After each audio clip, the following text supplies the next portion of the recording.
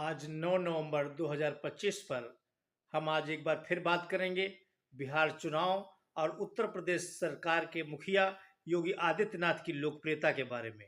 और senior advocate Shri Suresh Chandra Shukla high court के जाने माने अधिवक्ता हैं और समय समय पर मार्गदर्शन करते रहते हैं। जनता भी बड़ी बेसब्री से उनका इंतजार करती है। सर नमस्कार। नमस्कार भैया, नमस्कार। सर आज हम फिर एक बार लेकर के आए हैं बिहार चुनाव।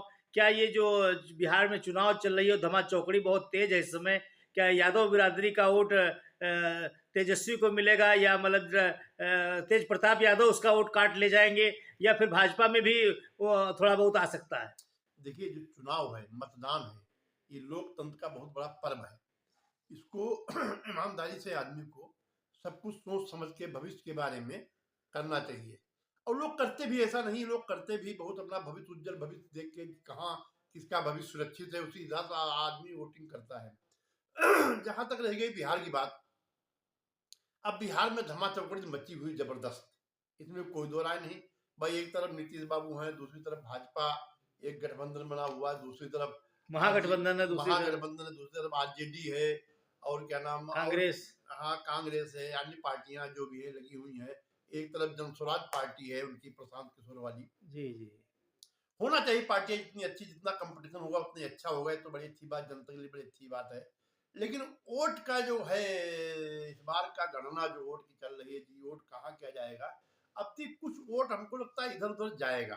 कारण ये है कि बंधा वोट नहीं रहेगा, क्योंकि भाजपा की तरफ से मोहन यादव, वो वहाँ के मुख्यमंत्री जो है, क्या नाम, मध्य प्रदेश के, वो भी आ गए हैं। तो एक यादव बिरादरी, यादव में मोहन यादव जी का काफी कुछ सम्मान वहाँ बिहार में है, हमारे हिसाब से अभी तक का जो है। जी जी। तो मोहन यादव काफी कुछ प्रभावित करेंगे। दूसरी बात, यहाँ योगी जी की भी रैली हो चुकी है, तो योगी जी वैसे बुलडोजर बाबा के नाम से फेमस है, तो योगी जी का भी बहुत अच्छा वहाँ प्रभाव शायद पड़ रहा है। बाकी खैर इनका तेजस्वी का भी कहा जाए तो कुछ कम नहीं कहा जा सकता है, क्या है क्या नहीं, ये भी अपनी मेहनत से लगे हुए हैं। अब ये है कि आप कैसा क्या करके आए हैं, कैसा क्या करेंगे, कितना जनता पे आप विश्वास अपना ले सकते हैं, इस बात एक बहुत बड़ी चर्चा है। हमने कुछ वीडियो पर लोगों को देखा है, जो लोग कहते घूम रहे हैं कि साहब आज रात को 1 बजे, 1:30 बजे, 2 बजे जहाँ जहाँ चले जाओ, कुछ पूछने वाला नहीं है। लेकिन इससे पहले समस्याएं थी, तो उन समस्याओं को देखते हुए कुछ लोग वोट करना चाहते हैं, कुछ लोग व्यक्तिगत उस पर अपना वोट करना चाहते हैं। तो वोट करने के अपने अपने तरीके हैं, अपनी अपनी सोचें हैं। जहां तक रहेगी इस बात सरकार की, तो सरकार बनाने में कहीं न कहीं तो भाई देखिए, दोनों पक्ष है, सबके भविष्य उसमें मशीन, ईवीएम मशीन में बंद हो गया है, तो उस भविष्य को अभी कैसे कोई कह सकता है। हालांकि एग्जिट पोल वाले अपना जो भी है अपना लेके आ रहे हैं, कर रहे हैं, बता रहे हैं अपनी अपनी सोच से, लेकिन इस पर भी ज्यादा कोई विश्वास भरोसा नहीं किया जाना चाहिए कि भविष्य पता नहीं कब कहाँ क्या है, किसके मत कहाँ ले जाए। इसलिए हमारा कहना यह है कि देखा जाए तो बिहार में कांटे की टक्कर है हुए पक्षों में, दोनों चारों पांच पक्ष जो भी हैं सब अपनी अपनी तरफ खींच रहे हैं। और सबके खींचने के साथ साथ में एक चीज और भी है, जो ये गठबंधन है, गठबंधन देखने में तो गठबंधन है, लेकिन इंटरनल सब अपना अपना राजनीतिक भविष्य उज्जवल करना चाह रहे हैं। गठबंधन में भी एक दूसरे के भविष्य को गिरा करके अपना भविष्य बनाना चाह रहे हैं। तो ये बड़ी समस्याएं हैं नेताओं बिहार के चुनाव सामने। में सर बताते हैं कि जो महागठबंधन, कुछ लोग इसको ठग बंधन भी कह रहे हैं कि जैसा कि मतलब कि राहुल गांधी बहुत लास्ट में आए और उनके जहां साथ रहते हैं राहुल गांधी वहां पार्टी हार जरूर जाती है। अब हम किसके बारे में तो हम किसी भी लांछन नहीं लगा सकते, लेकिन हाँ इसमें कोई बात नहीं, गठबंधन ठगबंधन तो है ही। ठगबंधन माने ये है, इसको कोई अदरवाइज अपने पर न ले, इसलिए है कि हम ठगबंधन है, हम दो लोग हैं, बराबर कंपटीटर हैं। तो हम, आप एक तो हैं, दो अन्य पक्ष है, लेकिन हम यहाँ पे ये चाहेंगे कि हम आपसे आगे निकल जाएं, या आप चाहोगे हाँ आप हमसे आगे निकल जाओ। तो इसलिए ठगबंधन तो है ही। जितने गठबंधन है, कोई भी गठबंधन हो, इनकी नियत आपस में यही है कि साहब हम ही जीते, हमारा साथी भी न जीते। ये है नीति कि हम अच्छे उसमें नंबर पास हों। ये उत्तर प्रदेश सरकार के मुखिया आदित्यनाथ उर्फ बुलडोजर बाबा के नाम से जो विख्यात हैं और काफी लोकप्रियता इनकी छाई हुई है, क्या इनके बारे में कहना चाहेंगे? वो बिहार में भी इस समय गरज रहे हैं पूरी तरीके से। देखिए एक बताया आपको, ये कहावत कही गई कि जब बाबा आदमी, मतलब साधु सन्यासी, जब किसी पास सन्यासी एक बहुत त्यागी पुरुष होता है, तो योगी बाबा त्यागी है, सन्यासी हैं, उनको दुनिया से लेना देना नहीं है, उनको खाली सरकार और जनता की सेवा करने में मतलब है। तो ईमानदारी से काम कर रहे हैं। कहने जहाँ जो कहे कहता रहता आदमी ये है वो है, दुनिया भर की अलग बातें हैं, लेकिन वो ईमानदारी से अपना काम कर रहे हैं। और जहां तक रहेगा, सबसे बड़ी समस्या देश में थी अपराधीकरण की थी। जो अपराधीकरण से प्रदेश में बहुत कम हुआ है। अब यहाँ ये स्थिति पैदा हो गई है। वैसे तो हम ज्यादा नहीं कर सकते, लेकिन रात को 1 बजे 1:30 बजे या 8 10 11 बजे बाद लड़कियों का महिलाओं का निकलना सुरक्षित नहीं होता था। लेकिन वर्तमान समय में जो भी चाहे जहाँ आया जाए, किसी कोई पूछने वाला नहीं है। और अगर कोई पूछ लेता है तो सामने समझ लो उसके दिन बहुत ही खराब है, ये समझ लो। इसलिए योगी बाबा का जो यहाँ का शासन है अच्छा चल रहा है। थोड़ा सा और देखिए, जब आदमी कोई काम करता है तो उसमें 2 अच्छाइयाँ करता, 3 बुराइयाँ करता है। तो बुराइयाँ सर सब में होती भी रहती हैं, और बुराइयों को थोड़ा दूर करना भी इनको जरूरत है। जैसे बहुत चीजें हैं, स्वास्थ्य संबंधी बड़ी समस्या है, दवाइयाँ इतनी महंगी हैं, और डॉक्टर को भी देखना पड़ता है। भाई सबसे बड़ी समस्या स्वास्थ्य संबंधी है। वर्तमान में इसमें देखा जाए तो कम से कम 90% आदमी बीमार है। हर घर में 5 से 10 हजार रुपये दवाई जा रही है। ये भी एक बहुत चिंता का विषय है। सरकार के लिए नहीं है, हालांकि सरकार लिए भी है, लेकिन हम लोगों के लिए भी बहुत चिंता का विषय है। तो सरकार को इस पे बहुत गौर करने की जरूरत है। हर आदमी कहीं कहीं से पीड़ित है, प्रभावित है और बीमार है। तो ज्यादातर बीमारी से परेशान, दवाइयां खरीदने से परेशान है। इसलिए सरकार को इस तो पर भी सर गौर देना मानते हैं चाहिए। जो व्यक्ति की कुल आय है उसका 50% दवा पानी में ही लग जाता हाँ, है। 100%, 50%, 25%, 100% दवा पानी चला जाए। अगर घर में 5 परिवार है तो 8-9 हजार दवाई पर मंथ आनी आनी है हर आदमी की। ये एक बहुत बड़ी समस्या है, विकट समस्या है। हालांकि राशन दे रहे हैं, और आप भाई दो महंगाई भी नहीं देखा जाए। 2014 से जो जिसके रेट थे उसी रेट पे हर चीज बिक रही है। भाई उस 2014 में भी पेट्रोल 100 के आसपास था, आज भी 100 के आसपास कम ही हुआ है।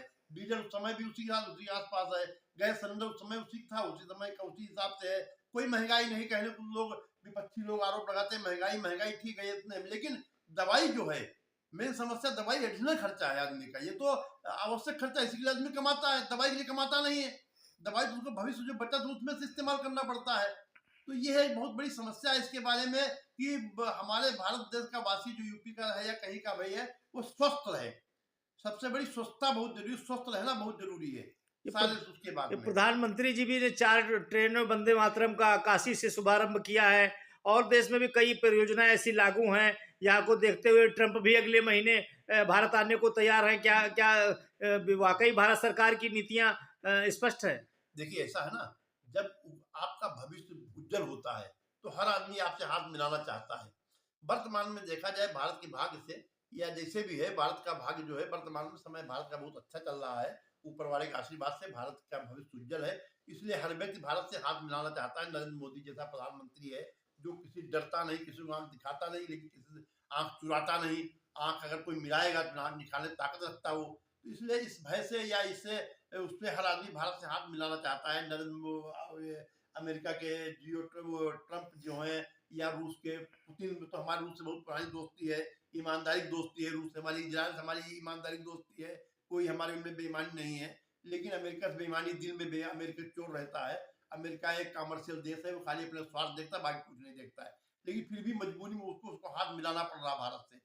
ये विपक्ष के नेता राहुल गांधी जो है, ये सेना पर भी कटाक्ष कर रहे हैं जातिवाद को लेकर के। क्या क्या तो इनकी पार्टी और इसी जातिवाद को लेकर के सेना पर कटाक्ष करना क्या गर्त में जाने के बराबर है? देखिए, कुछ लोग होते हैं अपनी निगेटिविटी से काम करते, कुछ लोग अपनी पॉजिटिविटी से काम चलाते हैं। यही एक समस्या है कांग्रेस भाजपा। भाजपा उज्जवल रोड बना के वोट लेना चाहती है, रोड बना के वोट लेना चाहती है। अब कांग्रेस रोड में गड्ढे खोद के वोट लेना चाहती है। बस यही अंतर है। वो सबकी कुबड़ाई किया करते हैं, ये सबकी बड़ाई किया करते हैं। देखिए, कुबड़ाई करके आप वोट नहीं, कंपटीशन है। आप देखिए वर्तमान में भाजपा से आपका कंपटीशन, मोदी से आपको कंपटीशन है। तो मोदी से अच्छे काम आपको बताने पड़ेंगे। मोदी का आपको सहयोग करना पड़े, जनता की नजर में आवे कि हाँ भाजपा कांग्रेस भी अच्छे कामों में सहयोग कर रही है। तो कांग्रेस के प्रति कुछ नम्रता आएगी। इनके दिमाग में एक बात घुसी हुई कि इनकी कुबड़ाई करो, इनकी बुराई करो, हम जीत जाएंगे। नहीं जीतोगे। बुराई से बुराई ही पैदा होती, बुराई से कभी अच्छाई नहीं पैदा होती।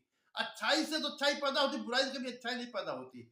आप अपना जो नाम रोशन करेंगे, अपनी गुडविल बनाएंगे, अच्छाई से बनाएंगे, बुराई से नहीं बनाएंगे। आप हमसे बैठ के 4 लोगों को बुराई करें, हमारे दिल में आप अच्छे व्यक्ति नहीं होंगे। अच्छे व्यक्ति उस समय होंगे जब आप हमारे साथ बैठ के अपने दोस्तों की बड़ाई करेंगे, तब नजर आए हाँ इस आदमी की सोच अच्छी है।